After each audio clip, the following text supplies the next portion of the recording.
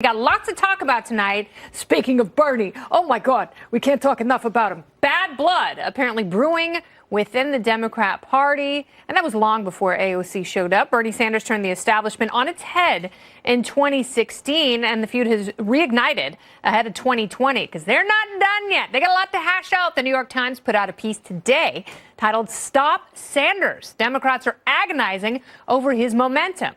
And in it, the paper claims, quote, some in the party still harbor anger over the 2016 race when he ran against Mrs. Clinton and his ongoing resistance to becoming a Democrat. But his critics are chiefly motivated by a fear that nominating an avowed socialist would all but ensure Mr. Trump a second term.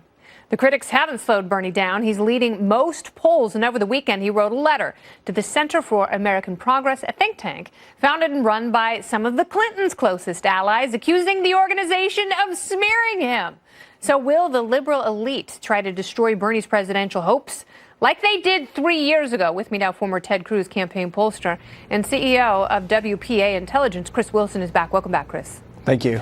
So let's talk a little bit about this, because you have, you talk about the factions within the Democratic Party. You've also got them among those who are running for president.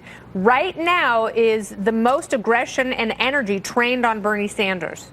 Well, it is. There's polling out from this weekend that showed him moving into the top position, which is when the Democratic Party has an avowed socialist leading the polling to become their nominee for president, you've got a lot of panic going on. So you have kind of three things going on here. You've got the 2016 concern of electability. They nominated someone in last time who was unelectable, and they don't want to do it again this time. The second thing is you've got the fact that the Sanders' supporters are outside of that entire structure. You were just talking about in the last segment. They're not Obama people. They're not Clinton people. They are just their whole own brand of people, and because of that, they don't respond well to this kind of on-high Democrat establishment saying, hey, get out of the way. And the third part of this, I think, is just what you're seeing is an oppo dump coming from campaigns and waiting in the Biden campaign, in that they're just trying to release everything they can on Bernie Sanders. But what it gets down to is really the question of electability and the fact that Democrats don't want to lose again in 20. And you don't think that Bernie Sanders is electable? Well, I don't know. I don't think that that's an established point. 22 primaries. That's exactly right. And he had a lot of resistance from the DNC, and they were in the tank with superdelegates and the leadership over there for Hillary Clinton. So if it weren't for those factors, Bernie would have taken the nomination. That's exactly right. And I think the other thing is that Republicans are myopic to just write him off as saying, oh, he's easy to defeat. I mean, the fact is he does have an energetic base. He will be able to raise a lot of money. He may be the one candidate on their side that can match Donald Trump at fundraising ultimately if he were to receive the nominee. So I don't think anybody should be cheering on the Republican side for him to be the nominee, because the last thing we want to do is see him then become the Democrats' socialist president of the United States. Yeah, he faces a tough fight.